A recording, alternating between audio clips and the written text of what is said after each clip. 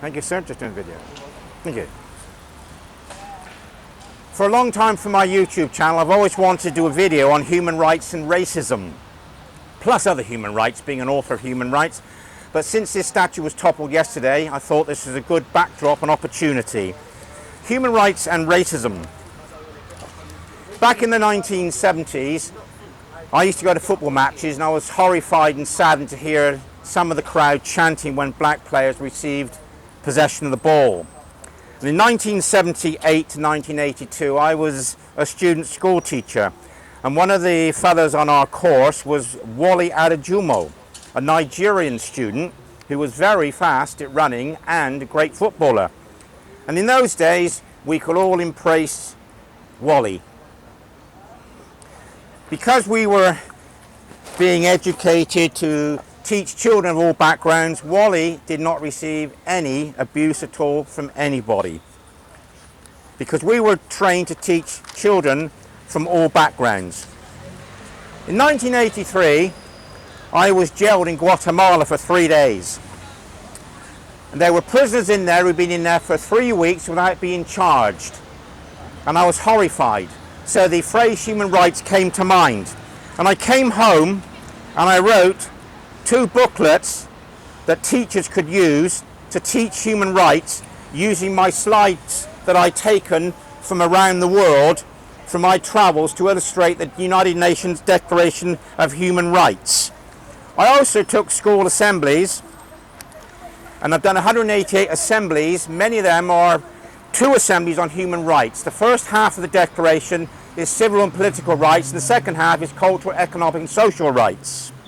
And I've also taught human rights every summer at summer school. And last summer, I received a postcard from a Chinese student. Imagine teaching human rights to a Chinese student, not in China, but here in North Somerset. She said, "Mr. Turner, I really enjoy your classes on human rights. They aroused my attention on several serious problems in the world. I gained a lot from these classes. It's nice to meet you. Your student, Diane Show."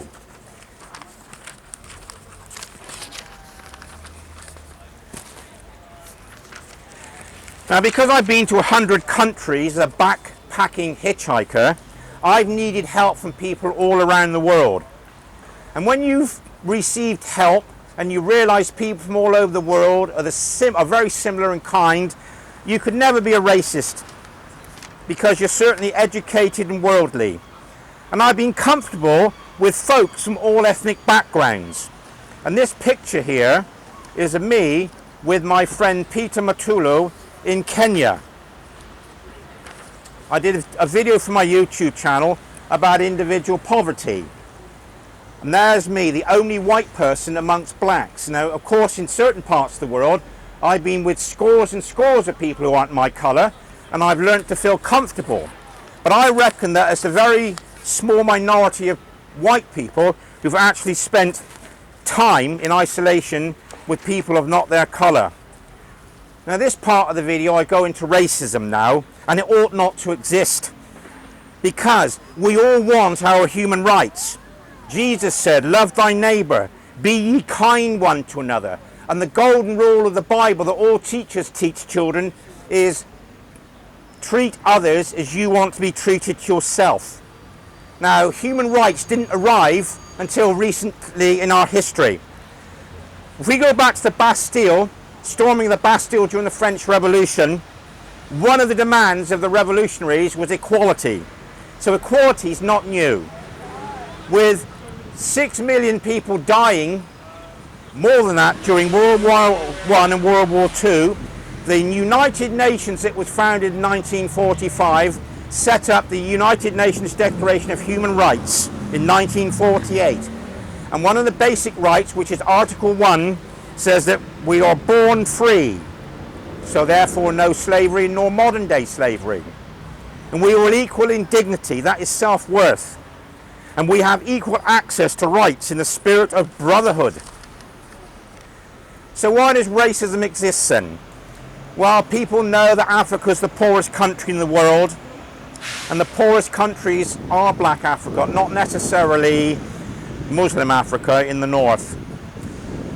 And Africa was a source of the world's slaves. And present day, black people are associated with slavery and colonization, being their descendants. And this might encourage some white people to look down on certain groups of people, such as the black people. Yet, all these people who have racist outlooks, they want their human rights. So if you want your human rights, you must let everybody else have their human rights. Yes. Because with human rights comes responsibility. Racists can be poorly educated and they can be highly educated. But what they both lack is they suffer from ignorance. And racism is based upon ignorance. That's the key message of this video. I went to South Africa several times and I was hitchhiking, and this man gave me a lift to his house and he was talking to me why he was a racist. He said if a white man visits me and he's got a black friend, the black friend has to remain outdoors. And he had a black man doing all the menial work for him on the condition the black man just lived in the garage. And he said, when I met my wife, she was not a racist, but she is now.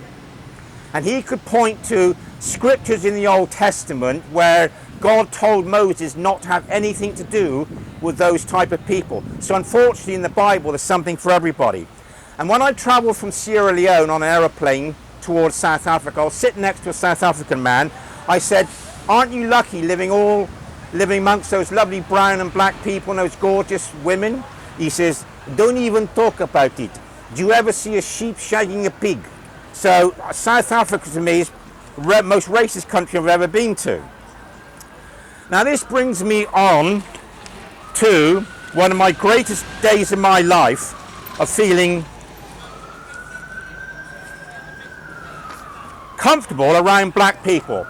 Because the best day of my life was when I was the first ordinary person in the world to meet Nelson Mandela.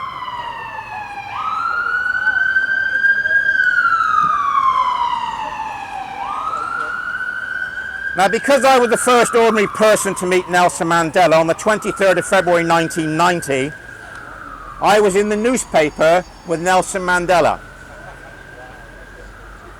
So, he is my hero. But leading on from the killing of this man in Minneapolis, where the demonstrations have emanated, we've got resultant inverting of cars, looting of shops, and this blurs the reason and the cause for demonstrating about police brutality towards black people in the United States of America. But the wrongs of the police do not justify subsequent criminal behaviour. And in London, any violence against the police is wrong. And some demonstrators are troublemakers, and a lot of them are young white people. Demonstration. You have the right to demonstrate. The United Nations Declaration tells us this, but it must be peaceful. And demonstrations can take the form of vigils, not causing destruction and preaching violence. I've heard of the phrase privileged white people, and I've learned that this phrase means suppressing black people, but hardly any of us do that because we have got too much sensitivity towards the feelings of other people. Now we've got signs over here, silence is complicity, but that was mentioned on the radio too at lunchtime today, but I only partly agree with that statement. My friends, I've got friends who are quiet, shy, and they wouldn't go marching. And racism isn't the only issue in this world that we've got to tackle. We've got to tackle global warming, plastic, we've got to do population density, we've got to do equal pay for women. And if you're going to be talking about every issue in the world, you're never going to have time to go to work.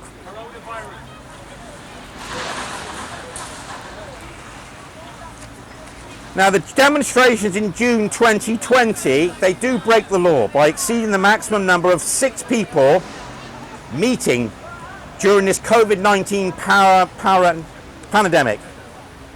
Now we've got some of these demonstrators will kill people because they're carrying the disease. Now it's an opinion that racism is also a disease that kills some people, even in Britain. But however, demonstrating during COVID-19 is going to kill hundreds of people, and this undermines those who have the right to stay at home, follow the government rules, and sacrifice their life in lockdown.